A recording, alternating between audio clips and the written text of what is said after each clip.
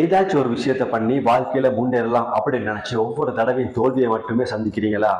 ஒவ்வொரு முறை நீங்க தோல்வியை சந்திக்கிறப்போ இது உங்க ஆள் மனசுக்கு ஆழமா தெளிவா சொல்லுங்க.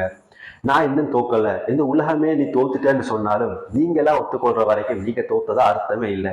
அதனால நீங்க உங்க மனசை இன்னும் திடப்படுத்த அதுக்கு புத்துணர்ச்சி கொடுங்க. அதுக்கு தெளிவா சொல்லி புரிய வைங்க. நாம இங்க தோக்குறதுக்கு வரல, ஜெயிக்கிறதுக்கு தான் வந்திருக்கோம்னு சொல்லுங்க. இதெல்லாம் தற்காலிகமான தோல்விதான். இங்கு வெற்றிக்கான பாதையில தோல்விகளும் அதிகம், இடைஞ்சல்களும் அதிகம் அப்படின்னு புரிய வைங்க. மனசை ஒருநிலைப்படுத்தி ஒரு நிமிஷம் ஆழமா யோசிச்சு பாருங்க. நாம எங்க தோத்தோம், எதனால தோத்தோம் அப்படின்னு நல்லா யோசிச்சு பாருங்க. யோசிச்சா மட்டும் போதாது, அந்த விஷயத்தை கண்டுபிடிச்ச போறோம் அதை பல முறை முயற்சி பண்ணுங்க. தெரியாத ஒரு புது விஷயத்த பண்றப்போ கண்டிப்பா அது கஷ்டமா தான் இருக்கும்.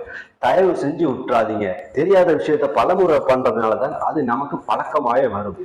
அதனால பல முறை பயிற்சி பண்ணதுக்கு அப்புறமா அடுத்த போட்டிக்காக எதிர்பார்த்து காத்திருங்க. கண்டிப்பா ஜெயிச்சிரும் அப்படின்னு சொல்லி உறுதிமொழி கொள்ளுங்க.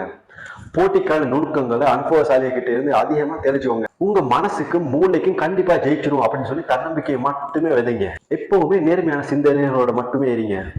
நீங்க எந்த அளவுக்கு உழைக்கிறீங்களோ அந்த அளவுக்கு சீக்கிரமா வெற்றி வந்து உங்களை சேரும். இதுக்கு ஒரு சரியான கதையை சொல்றேன் கேளுங்க. போட்டியில நாம 100% தோத்துருவோம், ஜெயிக்க முடியாது அப்படின்னு தெரிஞ்சு ஒரு ஜீவன் ஜெயிச்சிருக்கு. சின்ன வயசுலயே நாம எல்லாருமே இந்த கதையை கண்டிப்பா கேட்டிப்போம்.